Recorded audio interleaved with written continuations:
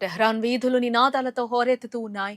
America అధ్యక్షుడు Trump, Israel అధినేత Netanyahu పేర్లు వినిపిస్తే చాలు అక్కడ లక్షలాది మంది ఆగ్రహంతో ఊగిపోతున్నారు. ఇరాన్ మాజీ సుప్రీం లీడర్ అలీ ఖమేనీ అంత్యక్రియలు ఒక సామాన్య కార్యక్రమంగా కాకుండా ప్రతీకార జ్వాలలను రగిలించే రాజకీయ వేదికగా మారాయి. పశ్చిమాసియా రాజకీయాల్లో ఈ పరిణామం ఇప్పుడు ప్రపంచ దేశాలను కలవరపెడుతోంది. ఇరాన్ రాజధాని టెహ్రాన్ నగరంలోని గ్రాండ్ ముసల్లా ప్రార్థనా మందిరం జనసంద్రంగా మారిపోయింది. ఫిబ్రవరి 28న అమెరికా ఇజ్రాయెల్ దాడిలో అలీ ఖమేనీతో పాటు ఆయన కుటుంబ సభ్యులు మరణించారు.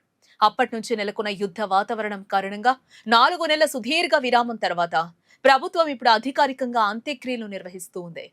తెల్లవారుజాము నుంచే లక్షలాది మంది ప్రజలు ఇక్కడికి చేరుకున్నారు. వారి చేతిలో ఇరాన్ జాతీయ జెండాలు, ప్రతీకారానికి చిహ్నంగా భావించే ఎరుపు రంగు జెండాలు కూడా అక్కడ కనిపిస్తూ ఉన్నాయి.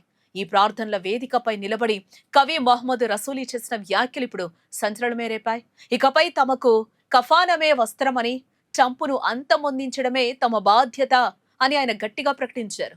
అక్కడికొచ్చిన సామాన్య పౌరులు కూడా అదే స్థాయి ఆగ్రహాన్ని ప్రదర్శించారు.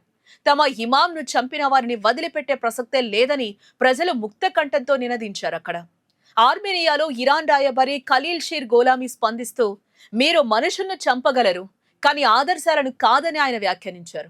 ఖమేనీని చంపి మీరు పరిమళాల సీసాను పగలగొట్టారని, ఆ సువాసన ఇప్పుడు అంతటా వ్యాపించిందని ఆయన సోషల్ మీడియాలో పోస్టు పెట్టడం జరిగింది. తీవ్రమైన ప్రాణాపాయ బెదిరింపులు ఉన్నప్పటికీ ఇరాన్ అగ్రనేతలు ఈ వేడుకకు హాజరై తమ ఐక్యతను చాటారు.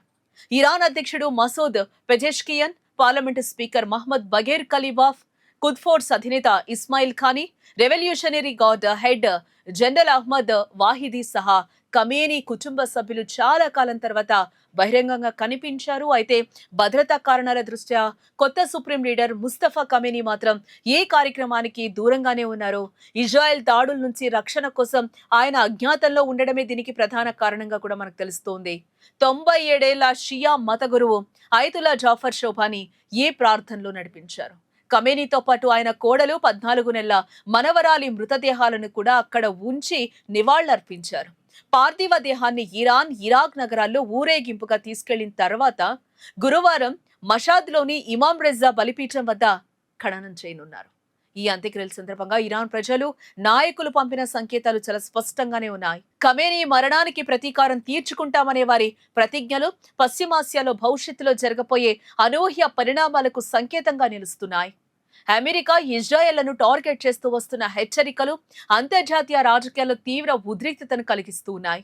అడుగు తీసి అడుగు వెయ్యాలంటేనే భయం కలిగేలా ఇప్పుడు అక్కడ పరిస్థితి అత్యంత సున్నితంగా మారింది.